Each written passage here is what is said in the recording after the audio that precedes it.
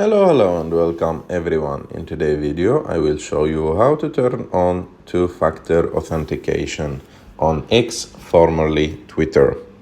To do that is really simple. You have just to go and open X app. After that you have to click on your picture on the top left of the screen.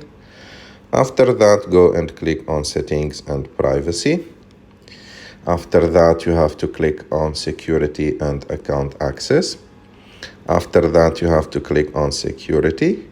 And as you can see, the first option is the two-factor authentication. And here you can choose how you want to do that two-factor authentication through text messages, through authentication app, or through security key. And that's it. I hope that you like this video. If you like this video, don't forget to subscribe to our channel, to like this video, and see you in the next one.